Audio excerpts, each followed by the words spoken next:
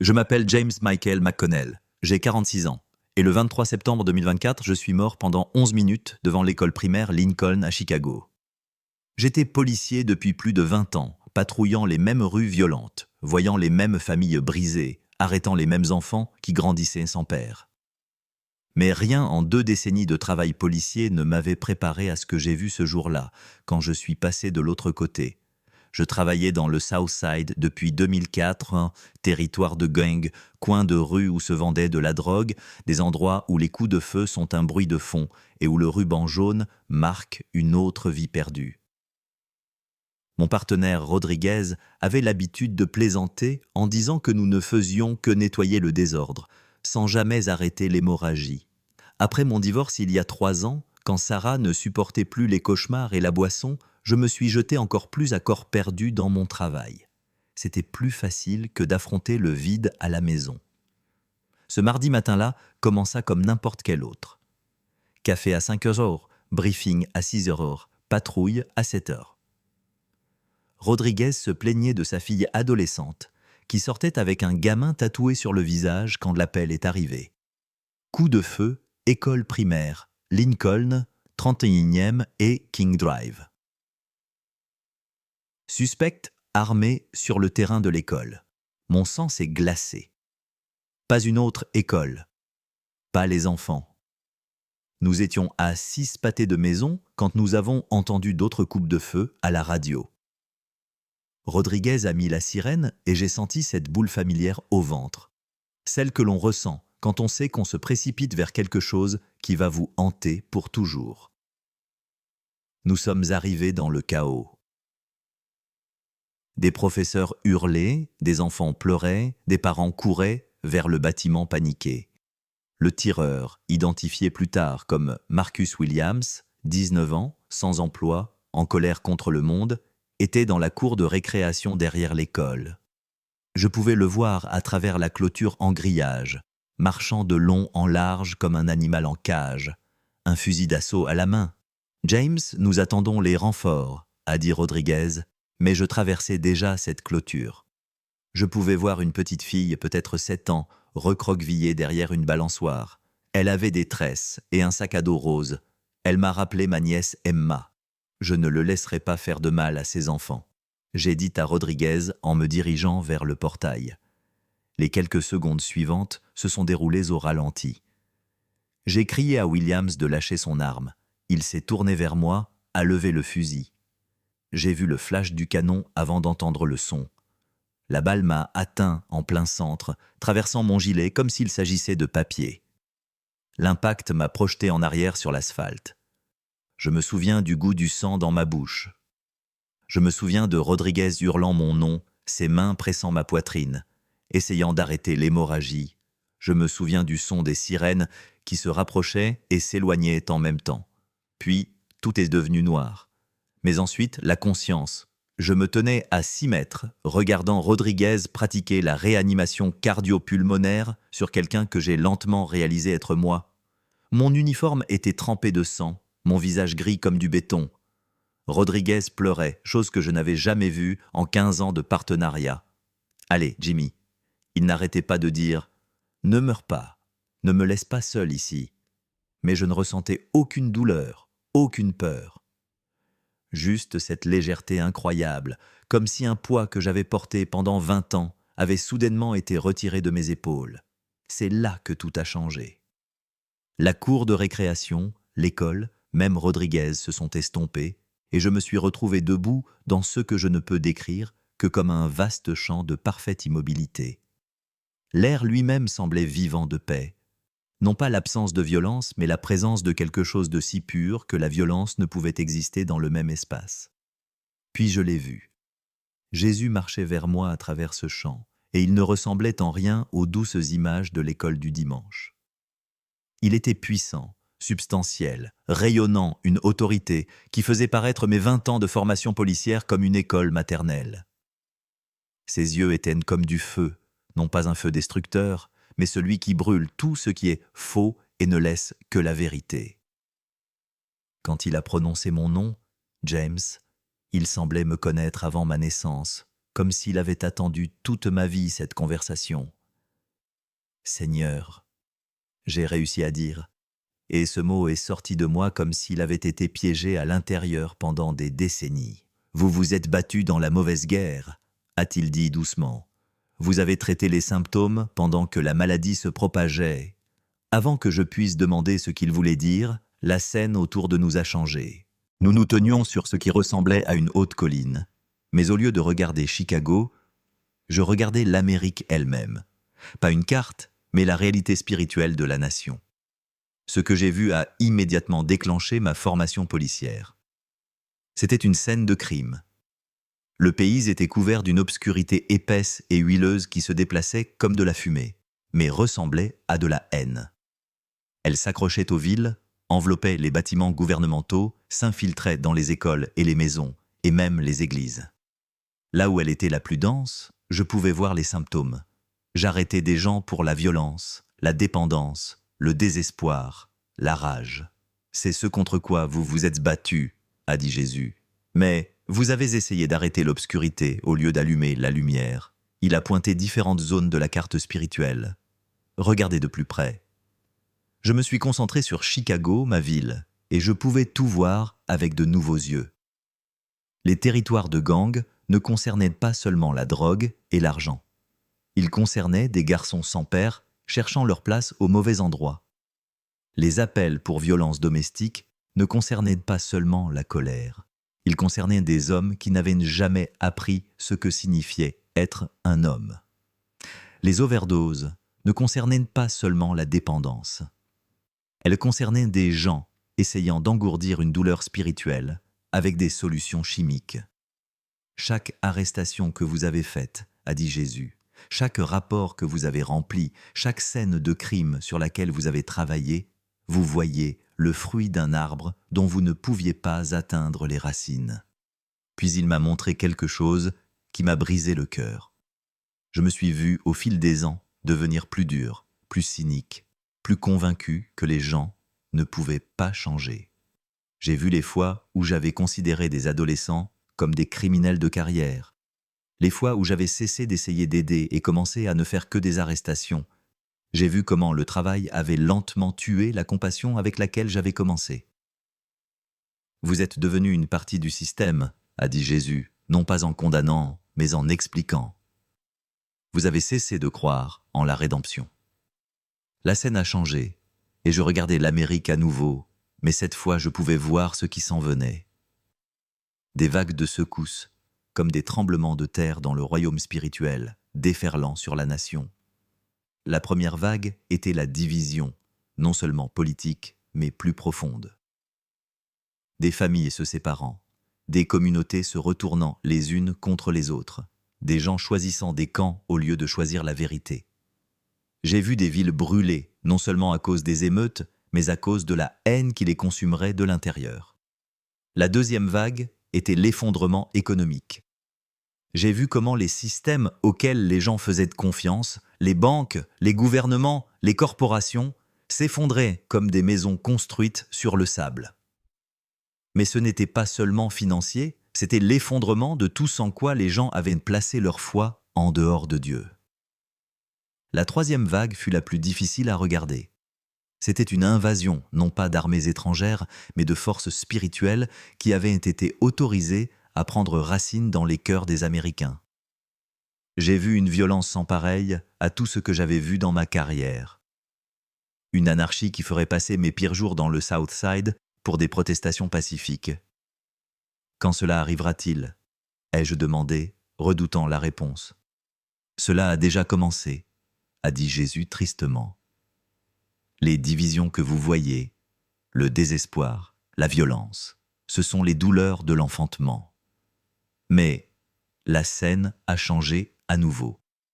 Et au milieu de toute cette obscurité, j'ai commencé à voir de minuscules points de lumière. Petits au début, mais devenant plus brillants. Ceux-ci n'étaient pas dans les églises ou les bâtiments gouvernementaux. Ils étaient dans les maisons, dans les prisons, au coin des rues, dans les chambres d'hôpital.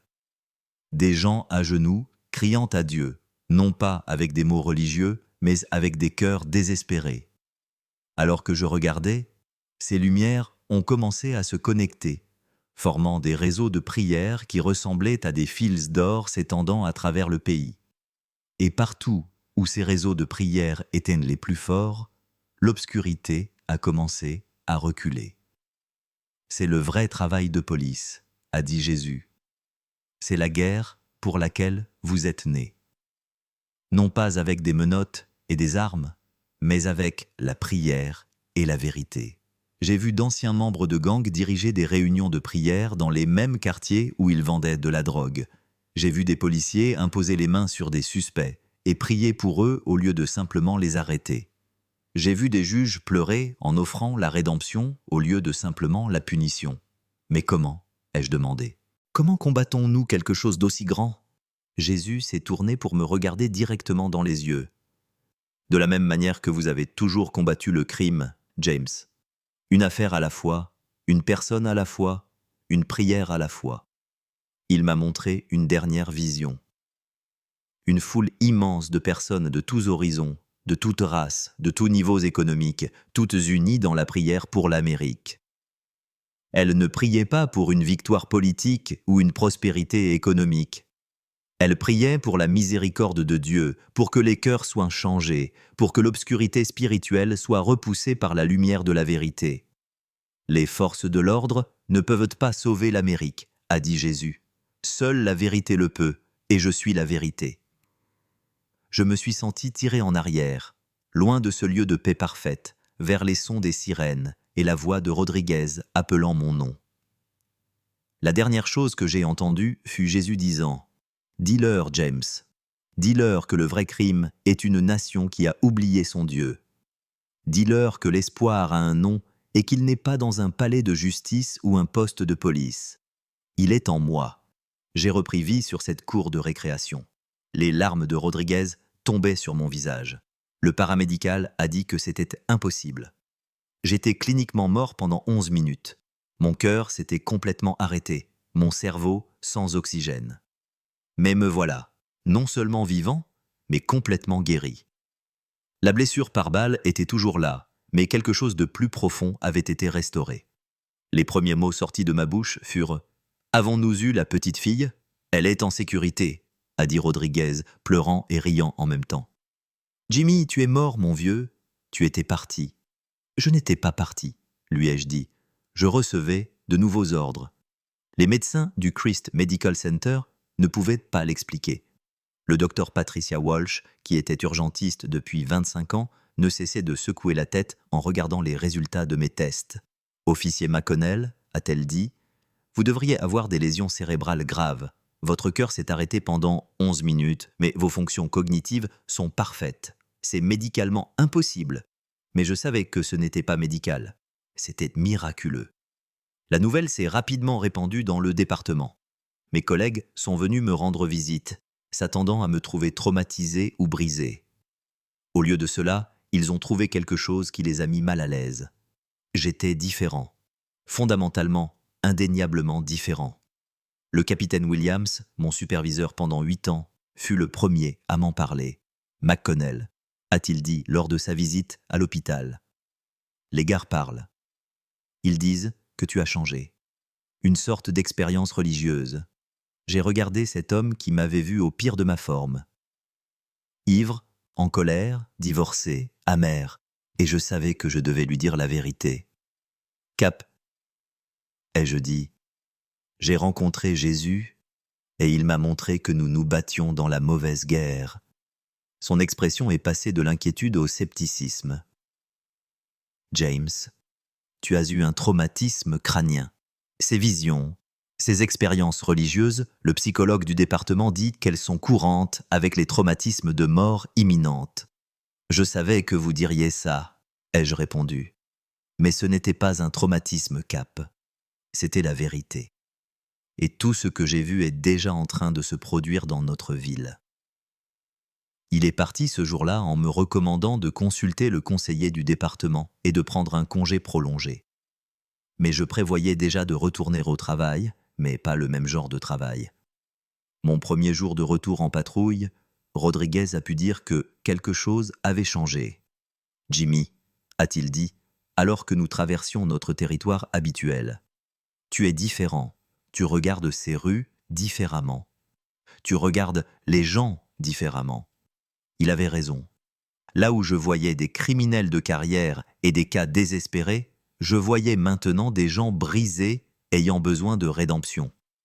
Là où je voyais des problèmes à gérer, je voyais maintenant des âmes à sauver. Notre premier appel ce jour-là concernait une situation de violence domestique. Un mari battait sa femme. Les voisins l'avaient signalé. La procédure standard était d'arrêter le mari, de prendre les dépositions, de remplir les papiers. Mais quand j'ai regardé Marcus Johnson, 28 ans, sans emploi, sentant l'alcool et le regret, je n'ai pas vu un agresseur. J'ai vu un garçon sans père qui n'avait jamais appris à être un homme. Marcus, ai-je dit, après l'avoir séparé de sa femme, qu'est-ce qui se passe vraiment ici ? Il a eu l'air surpris. La plupart des policiers ne demandent pas. Nous arrêtons juste. Je ne sais pas, mon vieux, a-t-il dit, les larmes commençant à couler. Je ne trouve pas de travail. Mes enfants ne me respectent pas. Ma femme me regarde comme si j'étais inutile. Je me mets juste tellement en colère. Rodriguez me regardait comme si j'avais perdu la tête, mais j'ai continué. Marcus, et si je te disais qu'il y avait un moyen de briser ce cycle ? Et si je te disais que la colère que tu ressens ne concerne pas vraiment ta femme ou ton travail ? Elle concerne quelque chose de plus profond. À la fin de cette conversation, au lieu de simplement arrêter Marcus, je l'avais mis en contact avec un programme pour hommes basé sur la foi qui aborderait les vrais problèmes.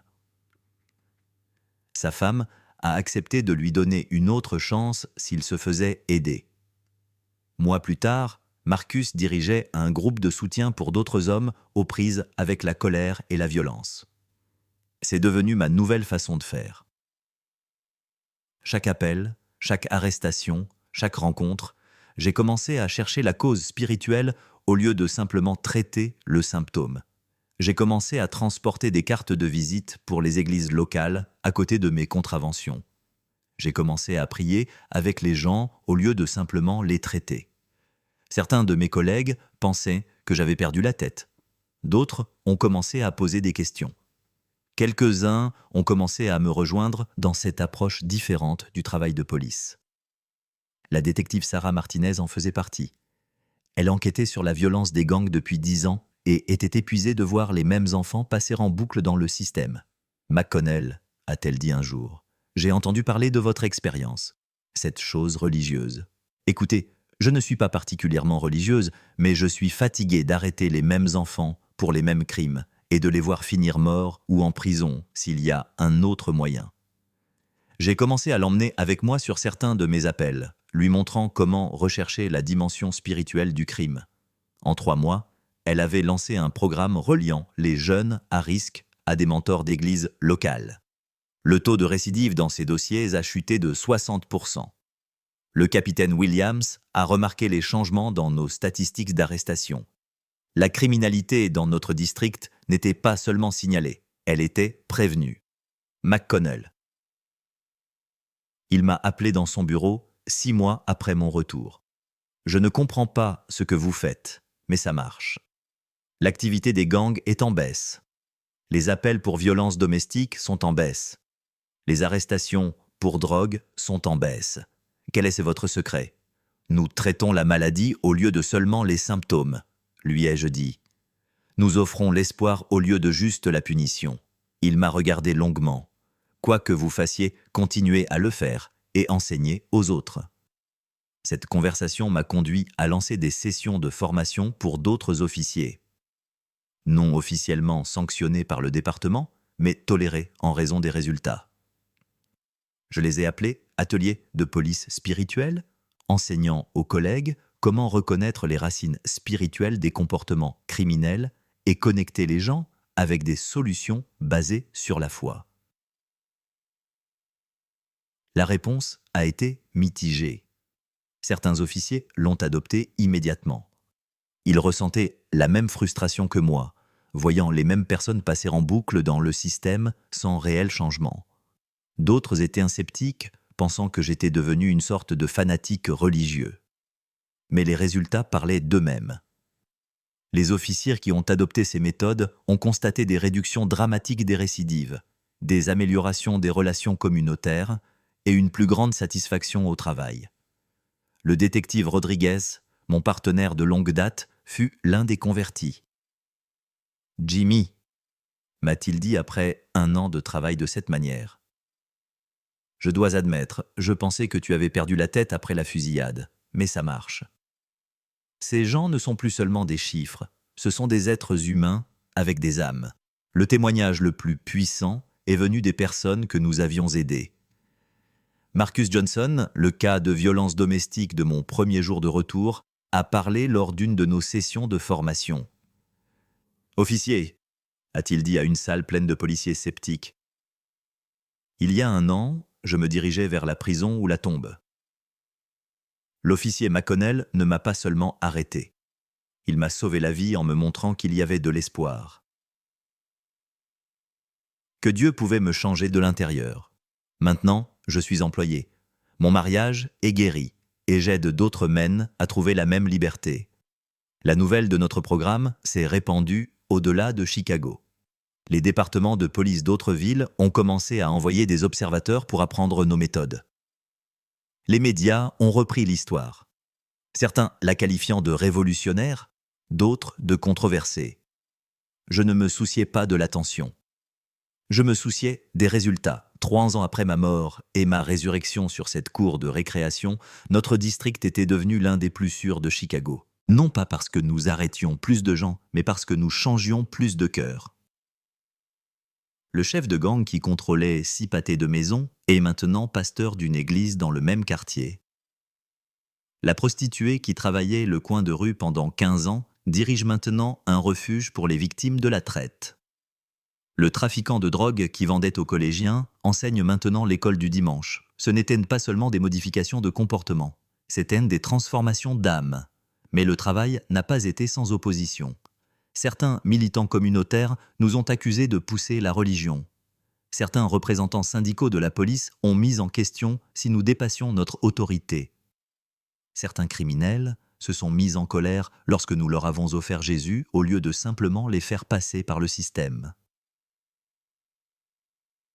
Je n'ai laissé rien de tout cela m'arrêter parce que j'avais vu ce qui s'en venait en Amérique. J'avais vu les vagues de secousses qui mettraient à l'épreuve toutes les fondations sur lesquelles les gens avaient bâti leur vie. Et j'avais vu que la seule chose assez forte pour s'opposer à cette obscurité était la lumière de la vérité. La division que Jésus m'a montrée s'est intensifiée.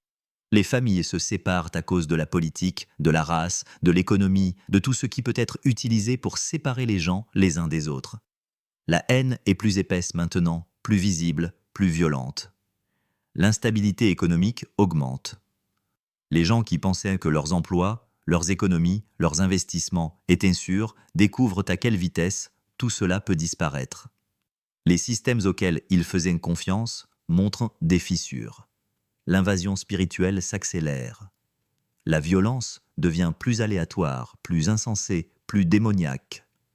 Les choses que je vois maintenant dans les rapports de police m'auraient choqué il y a 20 ans, mais elles deviennent normales.